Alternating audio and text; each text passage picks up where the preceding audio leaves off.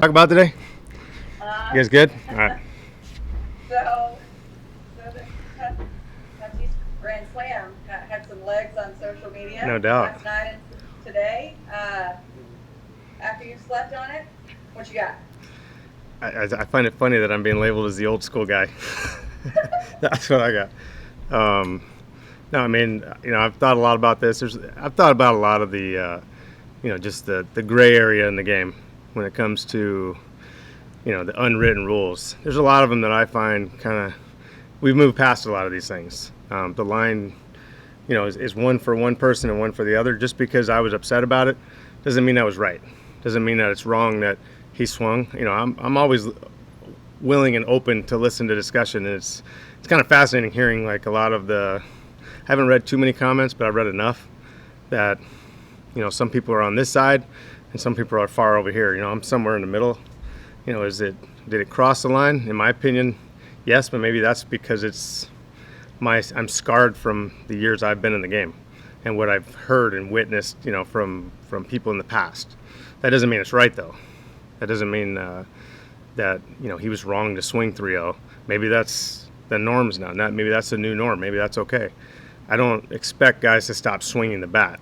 I want to make that clear. I've read a lot like, it's somebody made a comment of me swinging 1-2 in a grand slam in the ninth inning. I find that kind of funny, to be honest with you, because swinging 3-0, and so I expect him to swing 2-0. I expect him to swing 3-1. The 3-0 pitch was always the one that you would get in trouble for if you swung at it at a certain time. That was just common knowledge, in the game. And now it's a little bit blurred. Whatever. I mean, I'm willing to move on and kind of adapt to the new norms if that's the case. So for young guys and as someone who's constantly still perplexed by the unwritten rules and still learning about them every day, even after covering this game for 15 years, how do those play? Are there conversations like when they come in? Or is it just like shit happens and you figure it out? Yeah, I think we do have conversations about it. I've had conversations with a lot of guys and a lot of people the last 24 hours, or the last 12 hours because of that. But like I said, I'm always challenging the norms, and if it makes sense, if it doesn't, if they're necessary, if they're not. I think a lot of the unwritten rules in the past were kind of, a way to kind of maintain power over people, in a lot of ways, like as far as pitching goes. Oh, you're not allowed to do that. You're not allowed to bunt on me. So there was a little bit of a, fear factor. You hear the old school pitchers, the Nolan Ryans, and I've heard all kinds of stories, as a younger player. So, it's different. It's a different day and age. And I think we got to adapt, and I got to adapt. And, did I think it was right last night? No, but at the same time, am I willing to listen to an argument on the other side? Of course. For your team now, now one game below 500, really needing to not go down that road any further. How important do you make this? How important is this game and this stretch? Yeah, I think every game is important. I don't think one is any less. I think right now, there's obviously a heavy focus on something over here. We need to focus on not being down by 7 in the 8th inning. I think that's the most important thing. Like, the kid is good. We need to find a way to get guys out and play better baseball to win games. I think that's where the focus needs to be, and that's what obviously we're going to focus on today. Yesterday was yesterday. We'll put that in the past and learn from it, and hopefully come out today and play better. Pitching wise, it's been so solid. It hit a little hiccup here of late. How do you shore that up, and what moves and maneuvers can you make to do that? I think Mike Minor sounds good to me. That's why him and Lance and Kyle, those guys can kind of right the ship. I trust those guys, and Mike, you've got to kind of take that. And listen, I'm not expecting him to go out and throw 7 scoreless, but at the same time, give us a good start and get us back on track. Last one for me. Is he on a pitch count? Is he? No, I don't think so. I think it's kind of a normal start for him. We're still going to kind of keep our eye on things and talk to him. I told him to be honest with me, how he feels, and if he feels fine after, every inning, I'm going to let him go as if it was a normal start. Now, if something doesn't seem right or feel right, then obviously we'll have to adjust and possibly get him out of there. But I assume, based on what he's telling me, that he should be fine. Okay, thanks, Wade. That's it for me. Some other questions, please. Any other questions? TR. In your overnight retrospective, what is your feeling this morning on pitch that Jabot threw? Yeah, I mean, it's not. We don't want to take matters in our own hands like that. Like, obviously, I get that. That's a different day and age. I think maybe back in the day that was acceptable, but MLB has made it clear that that's not. And let's do the best thing by getting him out. I think that's the biggest thing. That's the message I'm going to send today. Like, instead of retaliating, let's go out and try to get the kid out or get that team out. They obviously swung the bat pretty well against yesterday. One of the things that's coming out of the Padres this morning, apparently, that Kogia, was throwing 1-0 sliders and 2-0 sliders, and they thought that was like, apparently, I've never heard of that, but that was also a no-no. Who was? Your reliever. Nicasio? I'm sorry. It's going 1-0 and 2-0 sliders in that thing, and they thought that was like, should have been throwing fastballs, I guess. Yeah, I don't know about that. I don't even want to comment on that. Fine. Jeff, Okay, thanks. Go ahead, Jeff.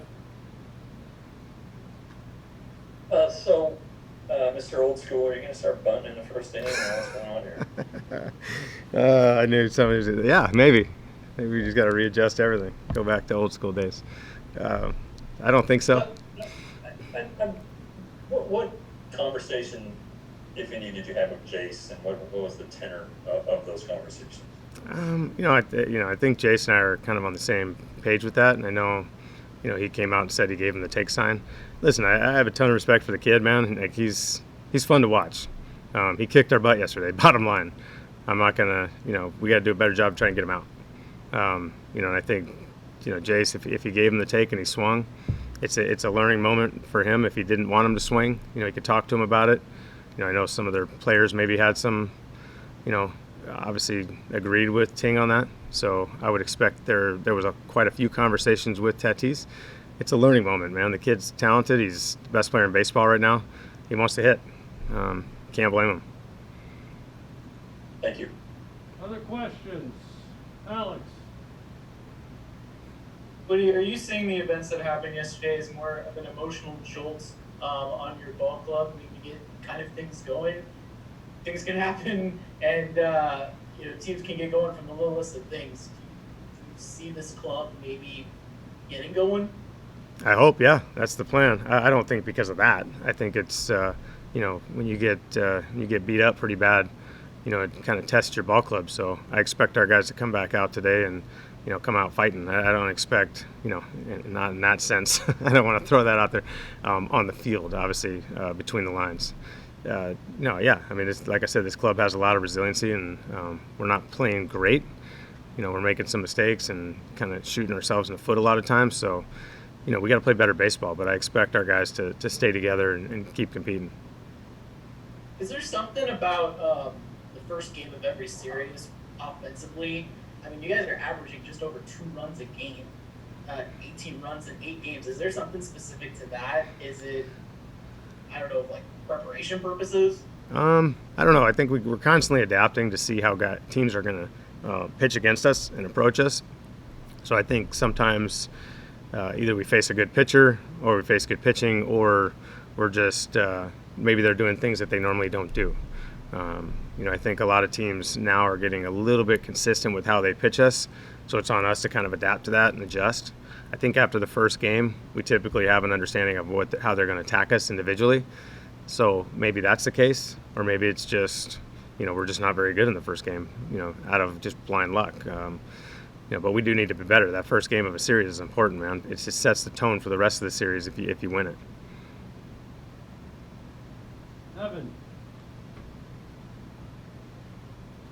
So did any of what you heard, whether from Jace or from all of us online experts, change your opinion?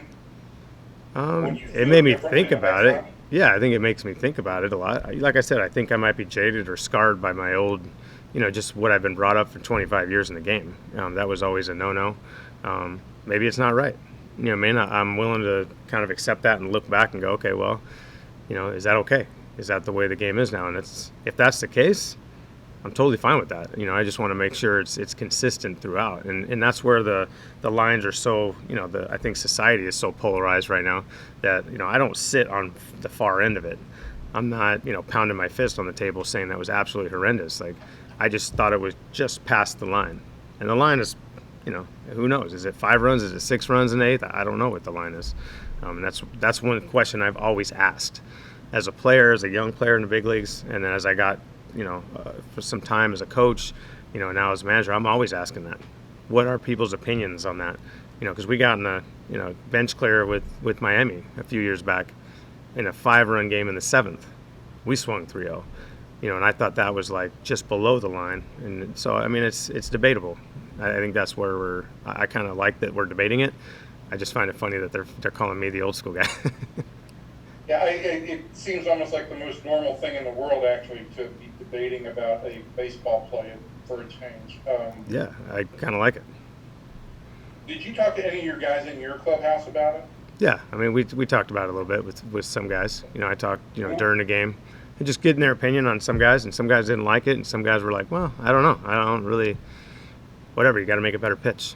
You know what I mean? And maybe that's the bottom line. You know, it is a count. It's not any different than, I guess, a 2-0 count.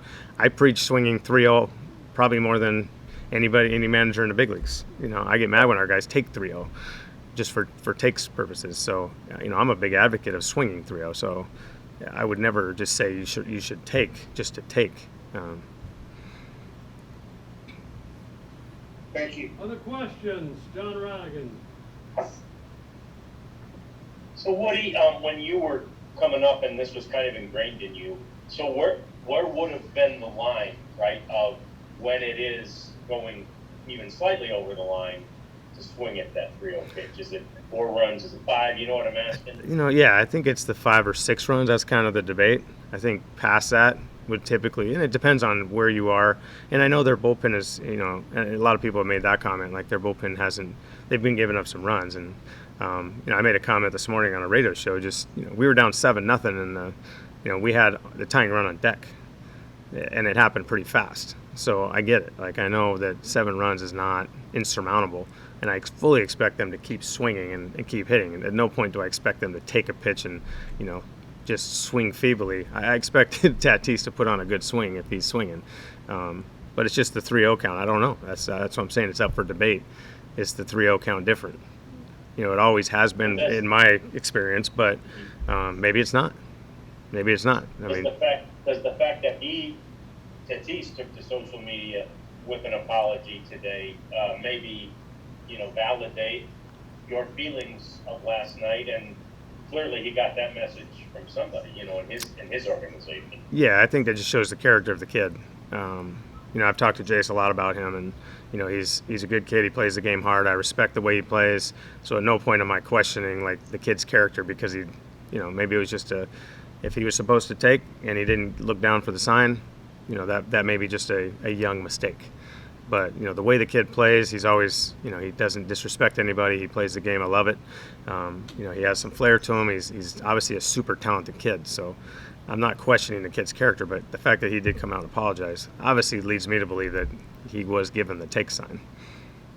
Yeah, and finally for me, Woody, just what, because you aren't obviously, you know, we're kidding about you being old school. What of those unwritten rules has gone away that you think is appropriate? There's quite a few. I mean, like, you know, the retaliation part of it, I think MLB has kind of came out clearly and said that that's not going to happen anymore. You know, are bunting on certain veteran players. You know, nowadays it's like the biggest debate I have is like when you're shifting a player, if you're up by 9 or 10, is it okay to bunt? Because you're shifting them, you're taking away their advantage to get hits. Is it okay for them to actually put a bunt down when they're up or down 10? You know what I mean? I don't know. I mean, that's where you know, there's so many blurred lines now. Like I said, and I like debating them. You know, the running over the mound, you know, all these little kind of silly things that, you know, back in the day would, you know, probably get you drilled in the ribs every time. They don't happen anymore, you know, and I think it's good for the game. I like that there's, you know, more guys are free to be who they want to be. Whenever you would in the past, maybe pimp a home run or, kind of stand and watch it, that's a little bit more acceptable than it ever has been. And I kind of like that. I think it brings a little bit of excitement. We need that in the game. Anything else before we bring Thanks, Louie in? One more, Levi. Well, a lot of this has been framed as old school versus new school. I saw a couple of tweets today from Johnny Bench and Reggie Jackson. Mm-hmm. Are they? Do you think that their opinion when they were playing, or do you think they changed their opinions, or do you think maybe it was possibly not as universal as maybe you'd expected? Do you know what the? No, I respect those guys. They're Hall of Famers, so I mean, I fully respect their opinion. And they were both great hitters, so they want to hit. I think hitters want to hit.